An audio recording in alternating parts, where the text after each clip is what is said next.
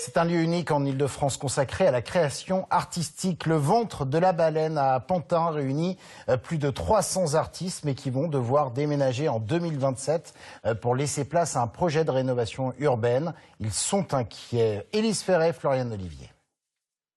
Là, on va rentrer, c'est par là où rentrent les artistes plasticiens, les musiciens. Bienvenue dans le ventre de la baleine. Corélia est locataire ici depuis 20 ans.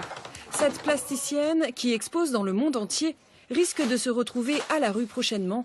Le bâtiment abritant son atelier doit être détruit dans le cadre de la rénovation urbaine du quartier. On peut voir mon atelier, c'est un endroit de travail, mais c'est aussi un espace de stockage. Où je mets tout ça? Où je mets ça? Dans quel appartement? Corélia paie 385 € pour 70 mètres carrés. Ses musiciens, seulement 50 tous les mois pour répéter de manière illimitée dans ce studio partagé. Des conditions de travail idéales qui n'existent pas ailleurs en région parisienne. Beaucoup plus cher, les temps de répétition sont beaucoup plus courts, vous ne pouvez pas avoir votre matériel.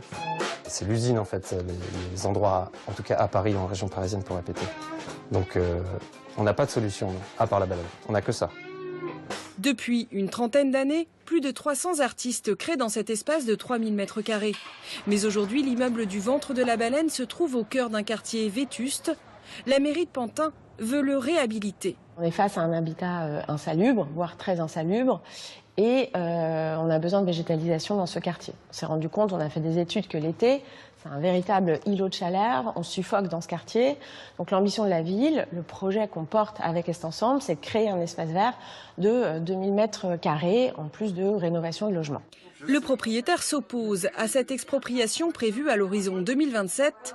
Son objectif, laisser travailler ses locataires le plus longtemps possible entre ses murs. On ne peut pas détruire un lieu artistique pour un motif d'espace vert. Voilà.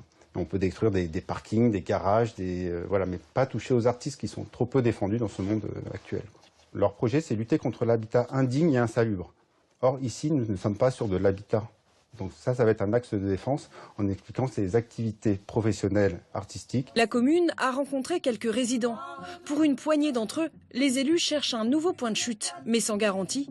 Quant aux artistes, ils n'ont pas l'intention de laisser le ventre de la baleine s'échouer à tout jamais. Suite à présent.